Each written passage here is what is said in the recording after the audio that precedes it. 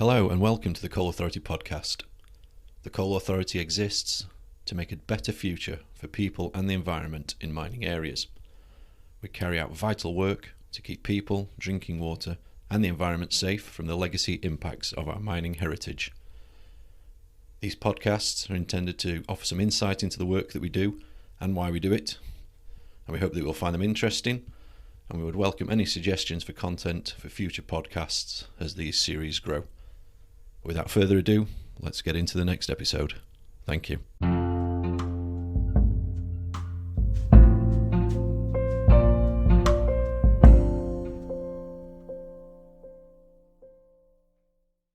Hello and a very warm welcome to our next episode of our Confidence in the Coalfields podcast series, a podcast where we bring industry professionals together to discuss our collaborative working and the value we bring across the Scottish conveyancing and surveyor community with the buying and selling of property or land for development in coalfield areas. In this podcast today, we'll be focusing on development sites across the Scottish coalfields. And today I'm delighted to be joined by Jennifer Campbell, Head of Rural Agency and Associate at DM Hall Chartered Surveyors. So good morning, Jennifer. Good morning. It's great to have you on. Thank you for inviting me. Delighted. Thank you. We also have Phil Broughton, who is one of our technical managers at the Coal Authority. Now, Phil's been with us for over 20 years and has a wealth of experience across the organisation. So morning, Phil. Morning. Yeah, thanks for having me. No problem. So thank you to both of you for having you on. We're going to start with you, Jennifer, today. So I want to get to know you a little bit more before we kind of jump into some of the work-related things. So I hear you've had 2 rabbits on the loose this morning.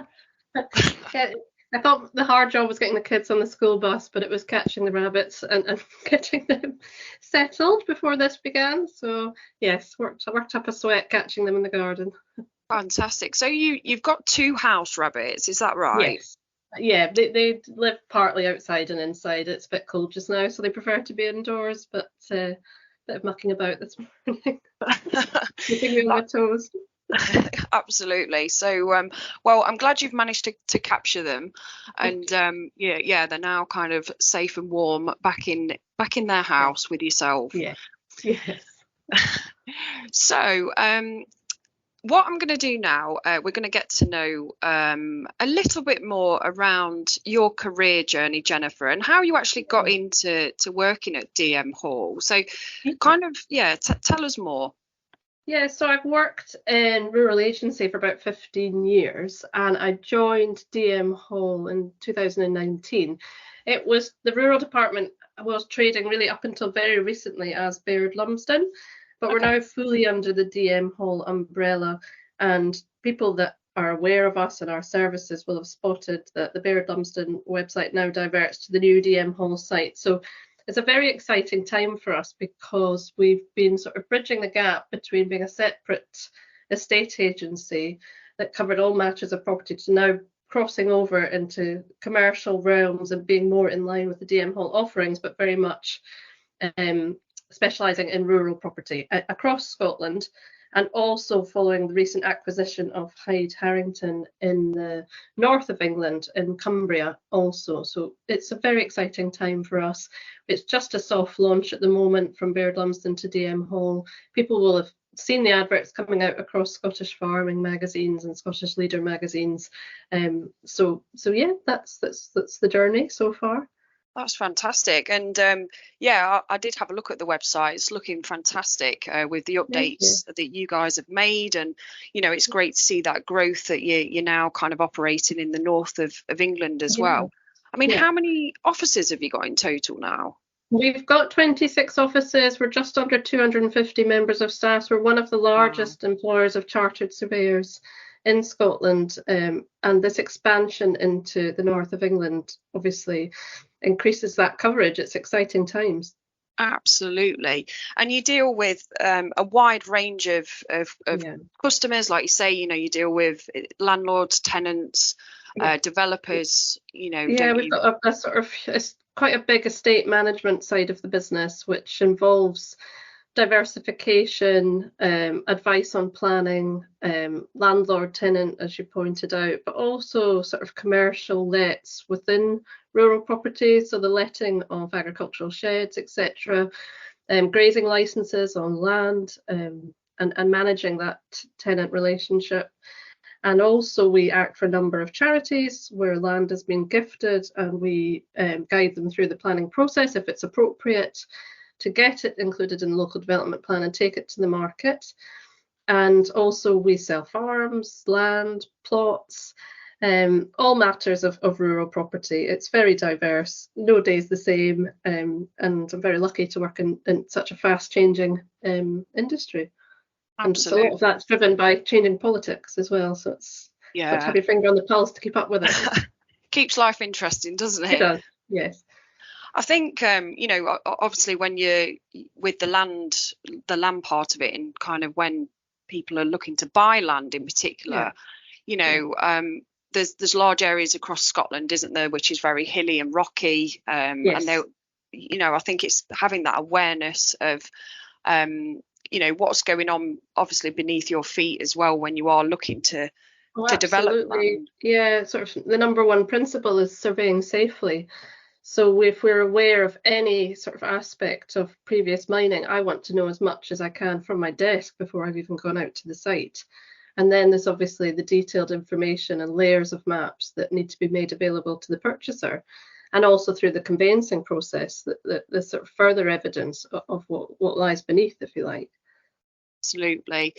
And we're now providing DM Hall Chartered Surveyors with the consultants report.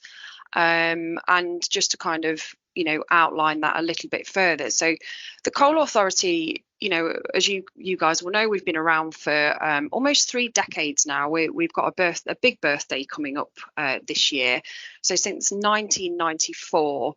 And obviously, when you are selling large development sites, and you mentioned things like farmland, and if people are disturbing the ground and wanting to develop and make changes to those, it's really important that you get the right advice and the right information to make sure that you can make confident decisions across the coalfields. And if we look at kind of Scotland across the central belt, you've got like 23,000 recorded mine entries that we're aware of, but we think there's probably a third out there that we still don't, we're not aware of. So again, that really comes down to dealing with the right people and getting that advice. And with the consultants report, it's obviously giving you that in-depth report and analysis of things like faulting that you might need to consider. And me and you, Phil, we've done some social media on this, haven't we? Yeah, we certainly have. So yeah, at the back end of last year, myself and Phil have been trying to do some videos to really outline certain things, and we used angel cake, didn't we, Phil, for the first one? Yes, and panna cotta for the second. So is it worth us kind of just going through some of the faulting issues that could occur? The key message when we're looking at developing on the old coalfield is understanding the risk from geological and mining features. With the angel cake, we look to demonstrate how the ground moves and how the movement of ground influences the depth of coal seams and the presence of coal seams, and trying to highlight that across the site you might have one or multiple seams at a variety of depths caused by faulting within a site. When we looked at the panna cotta, our festive edition, we were looking at the presence of shallow workings and the importance of an appropriate investigation. So we looked at how by drilling one borehole within a site, you can't fully understand the risk posed by shallow mining. And the only way of really interpreting the risk is to have your consultant, your geotechnical expert, design a strategy where multiple boreholes are drilled, that really give you the full image of what happens underground and what the mining picture looks like.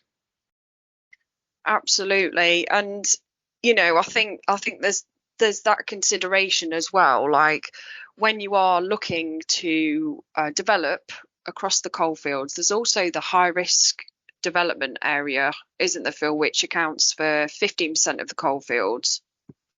Yes, so the high risk development area is the area where there are mining features such as recorded or probable underground workings, mine shafts and adits, geological faults and fissures, open cast workings, past surface hazards, and other features. And all of these make up, like you said, that the development high risk area. And where these features are present, we would expect any developer, as part of the planning process, to consider the risk from these features and what it means for their development. And when you're in this development high risk area, any planning application should consider whether a coal mining risk assessment is required, which should be advised by your local authority. And if it is required, then this document should be used in support of a planning application to show that you've considered the risk and offered appropriate mitigation.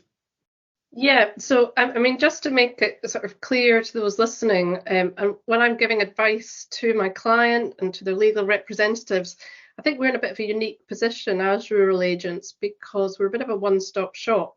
We've got a plans department, architectural services, legal searches, and obviously the coal reports are ordered through that department. So we're referring them to the Dunfermline branch for those reports. It's a speedy service, and I think we are unique in terms of agency to be able to not only have walked the site and the land, sit down with the plans team to do deed compliant plans, but also to make sure that we're getting the right information on the coal history for the seller and also for the purchaser. Absolutely, and it's like that end-to-end journey, isn't it, for the customers that you're dealing with? Which is why I think it's really important that people are aware of some of the challenges that are out there, because we still do find that some customers still use the non-residential Con 29M for a basis when looking to develop land, and that report only covers like up to 20 meters. The consultant's report offers that wider distance, but it also captures, if you are looking to break ground, the things that you really do need to be aware of. We make sure they've got thorough quotations at each level, and we're obviously advising that investing in the sort of detailed reports is only going to speed up the conveyancing process, because you're going to provide detailed information on the land holding, which is helpful to the market but helpful to the legal advisors at both ends. It's only going to speed up the sale, and it's been a fantastic relationship. It works very well. Absolutely. And what is the average kind of time for a land sale at the moment in Scotland? I think that's a bit of an impossible one to answer, because it depends on the end use, and so we've never worked in such a diverse time. I would say when I started out 15 years ago, if a bit of farmland came up for sale, your obvious purchaser was the neighbouring farm. It's a different story, and it's a different kettle of fish now, because there's such a diverse use of land. And obviously previously mined land had restricted use. That's no longer the case, because technology has moved on, and there's solutions to the problems. We're advising landowners where there's suitable use for renewables, wind farms, batteries, for planting, afforestation, for development, and also for farming. If the soil is good, we need to make sure that we're not losing good soil because food production's high on my agenda personally, to keep food production in the UK and not lose too much of that good soil. But like I said, it's a very diverse time, and making sure that we are directing and signposting purchasers and sellers accordingly means you need the right rural agent representing you. Absolutely. And you also conduct land searches for international farming companies as well for the whisky industry, don't you? Yes, and for poultry also. So that's in terms of advising on purchase. So we do land searches across the country, and they're detailed and they're specific and they're difficult and challenging, because in terms of whisky, we need the site for the distillery, but we also need the site for the bonded warehouses. And they themselves, there's a lot of COMA regulations to work around. And so finding the right sites away from populations, away from risk of contamination to water sources, it's got its challenges, but I rise to the occasion. I like a challenge. I like complex titles. I like oddities. It keeps me busy. Absolutely, I can imagine. Fantastic. Well, thank you so much for that, Jennifer. And I think that's been a really good overview of DM Hall Chartered Surveyors. It's great to see that you guys are expanding, and it will be quite interesting to see if you open any more offices, perhaps. In England. I hope so, definitely, yes. I mean, the rural team in itself is going from strength to strength, because there's never been such a strong crossover with commercial and rural businesses, and estate management now has to be diverse and forward thinking. Gone are the days where you just looked after some residential properties and some farmers on your lands. It's different days now. Yeah, definitely. And I think, in like the property market as well, more people are looking to live in rural areas, aren't they? Yeah, we've never had so many new entrants to farming who've got really forward-thinking ideas, hydroponics, and balancing the carbon footprint of farming with really genius innovation, and supported by some fantastic funds out there that can be accessed, that we make sure both purchaser and seller are aware of. Okay, well, thank you so much, Jennifer, for coming onto our podcast today. It's been really great listening to some of the changes that you guys have made, and all the website updates, and kind of where you're going with things for this year. Yeah, and just to sort of add that the consultant's report and the coal mining risk assessments are available through ourselves, and rural@dmhall.co.uk is the best email address, and we can assist anyone that needs advice. Fantastic. Great stuff. And we're going to catch up on another podcast, aren't we, sort of later in the year, and we can hear all about, what's been happening. Yes, definitely. That'd be great. Fantastic. Well, thanks again, Jennifer, and thank you, Phil. And we shall speak to you again soon. Super. Thank you. Thank you. So we hope you found that podcast interesting and insightful, as we've shown it on our social media channels. If you have any questions or further comments or any suggestions for future podcasts, we'd be really pleased to hear from you. So don't be afraid to get in touch. And we look forward to spending some time with you next time. Thank you.